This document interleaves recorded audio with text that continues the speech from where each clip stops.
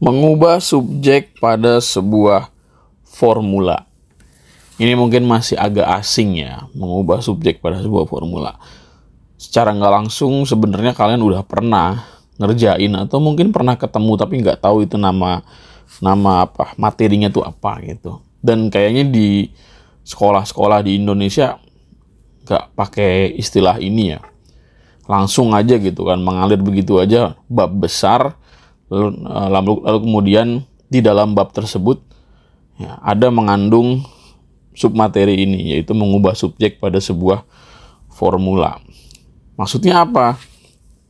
Nah, misalnya gini, ya, ada rumus, ya, rumus volume, ya, formula itu kan rumus ya. Jadi kita formula itu kan berarti bahasa gampangnya adalah rumus gitu. Nah, maksud dari mengubah subjek pada sebuah formula ya, berarti maksudnya adalah ya apa? Ya. Maksud atau tujuan ya. Tujuan ya dari materinya itu adalah mengubah ya, mengubah apa yang dicari. Nah, pada sebuah rumus.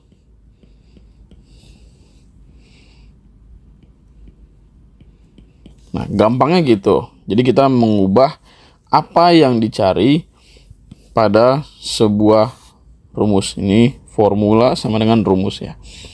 Jadi tujuannya adalah mengubah gitu apa yang dicari pada sebuah rumus. Misalnya gini.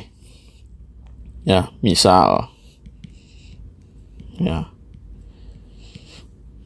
diberikan rumus. Nah, misal rumus dari volume balok itu misalnya ya, panjang kali lebar kali tinggi. Ini rumusnya. Kan yang ditanyain ini ya. Yang ditanyain adalah volumenya. Nah, ini yang kita sebut sebagai subjek. Nah, inilah subjeknya. Nah, bagaimana kalau misalnya yang ditanyakan itu diganti, bukan volume, gitu. Ya, yang ditanyakan, ya, ya diganti jadi, ya, misalkan yang diganti jadi P misalkan, ya.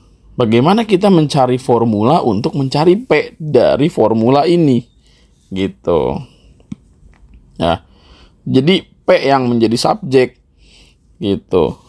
Maka P sebagai subjek.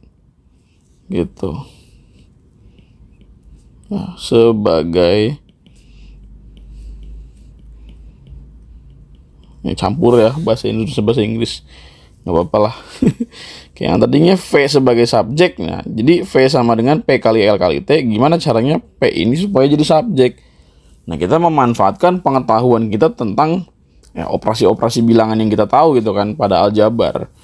Nah, karena ini P dikali L dikali T dikali semua gitu ya, maka agar P terisolasi berarti kedua ruas dibagi dengan LT. Jadi langkah-langkahnya ya sama seperti kita mengerjakan persamaan pada umumnya gitu kan. Ya, jadi agar ya, P terisolasi.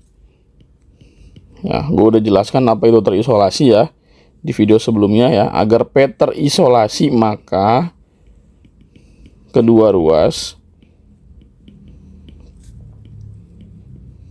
dibagi, ya, dibagi apa? Dibagi dengan L dikali T atau LT aja juga nggak masalah sih. Itu ya, dibagi L kali T sehingga rumusnya Aduh. Ya. Atau formulanya ya. Untuk mencari volume itu V sama dengan P dikali L dikali T. Begitu diubah dengan cara ini ya, dibagi dengan LT ya. Ini berarti L kali T. Nah, ini L kali T. Maka formulanya berubah. Jadinya V per L kali T sama dengan P. Nah, ini subjeknya berubah, yang tadinya V jadi P gitu, melalui operasi bilangan atau operasi aljabar gitu ya, pada umumnya kita pernah pelajari. Langsung aja mungkin ke contoh soal yang pertama ya. Apa nih, misalnya ya, buatlah ya W sebagai subjek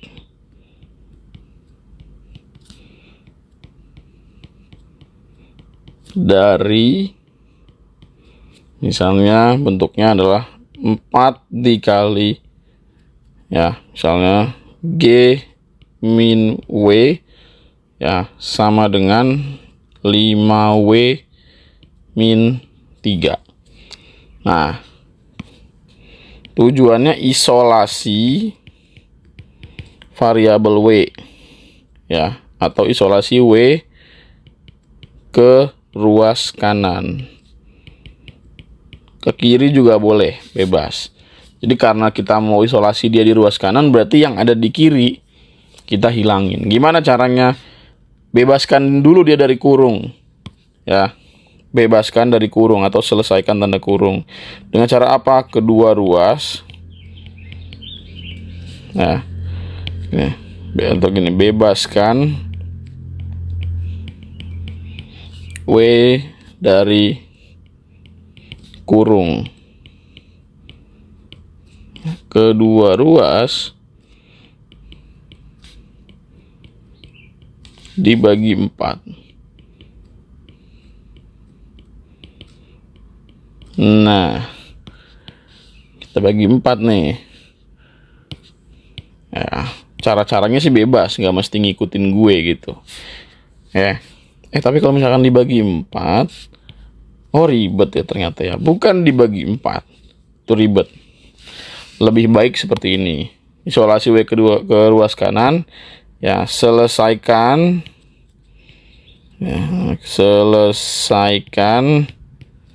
ya kurung di ruas kiri.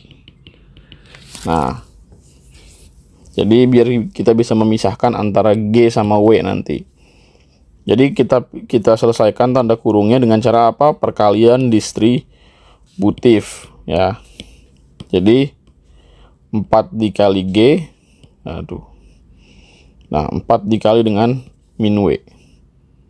Nah, di sini 4G ya, 4G min 4W sama dengan 5W min 3. Nah, kan kita mau mengisolasi ke ruas kanan kan, berarti min 4W di kiri hilangin, berarti 4G min 4W plus 4W sama dengan 5W plus 4W gitu.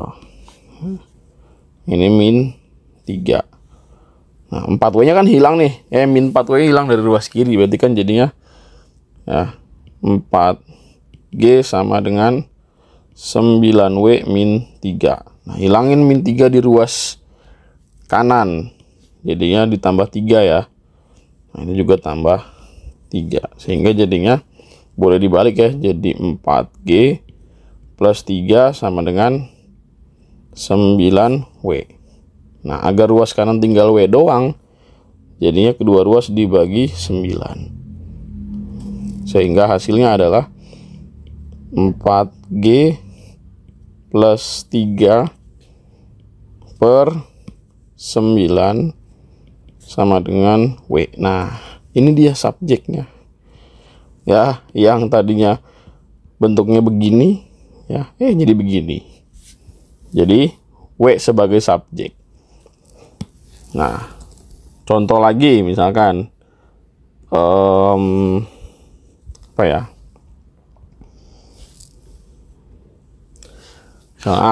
Nih. Nah, buatlah A sebagai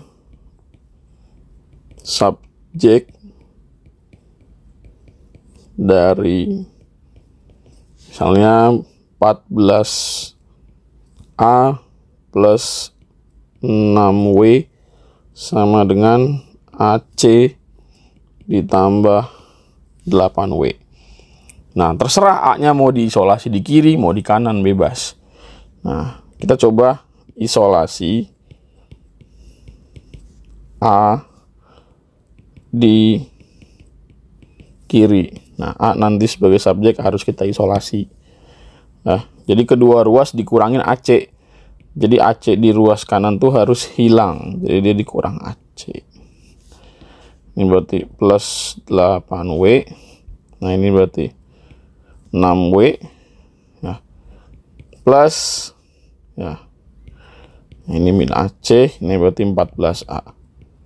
Nah, berarti ruas kanan menyisakan 8W. Nah, ini 6W, ini 14. Ya. 14A min AC. Nah, W ya 6W harus hilang juga nih. Jadinya 14A min AC plus 6W ya min 6W sama dengan 8W min 6W. Nah, hilang nih 6W-nya di ruas kiri. Jadinya 14A min AC sama dengan 8 dikurang 6 berarti 2W. Nah, ini ada 14A min AC. Kan kita mau jadiin A sebagai subjek kan. Berarti faktorin. Ya, gimana caranya A-nya ya menjadi faktor, bikin kurung. Ya, berarti ini ya A, berarti ini yang di sini 14 min C. Karena A dikali 14 ya 14A, A dikali min C ya min AC. Itu sama dengan 2W. Nah, agar A jadi sendirian, jadi subjek, ya makanya dia dibagi dengan 14 min C. Ini juga sama. Dibagi dengan 14 min C. Sehingga subjeknya adalah apa? 2W per 14 min C. Nah, ini subjeknya nih. Nah, mungkin ada yang pernah kebingungan gimana caranya, kayak kok tiba-tiba jadi begini ya. Semua nggak ada yang tiba-tiba ya, pasti ada sebabnya. Jadi rumus itu dibolak-balik ya, dibikin jadi berbagai macam variasi. Nah, ini melalui proses seperti ini gitu, operasi aljabar ya. Terakhir deh, yes, 3 apa nih? Buatlah A sebagai subjek dari ya misalkan S sama dengan U dikali T plus setengah AT kuadrat. Waduh, halo anak saintek ya, anak IPA, apakah kalian akrab dengan bentuk ini? Kalau nggak tahu kebangetan ya, ini adalah rumus kedua dari GLBB ya. Kita diminta untuk mencari A sebagai subjek. Tadinya kan S, gimana caranya supaya jadi A gitu. Nah, isolasi A di kanan. Nah, Pertama, hilangin dulu pecahannya nih. Kedua ruas dikali 2. Nah, kali 2 ya. Berarti ya, ini A. Nah, ini juga A. Jadi dikali A. Ya. Nah, ini berarti AS sama dengan, nah ini kali silang, nah itu kali distributif. Ya. A dikali dengan UT jadinya ya. Kok A sih, astagfirullah, kali 2. Mabok. 2, ini 2. Nah, berarti ini 2. S sama dengan 2 dikali UT jadinya 2 UT plus, nah ini kan setengah dikali 2 hasilnya 1 kan. 1 dikali AT kuadrat ya, jadinya AT kuadrat gitu. Terus hilangin nih 2 UT nya, jadi kedua ruas dikurangi dengan berapa? 2 UT. Berarti ini juga min 2 UT ya, ininya 2S gitu, plus AT kuadrat. Nah ini berarti 2S min 2 UT sama dengan AT kuadrat. Nah gimana caranya supaya A jadi subjek? Ya berarti dibagi T kuadrat kedua ruasnya.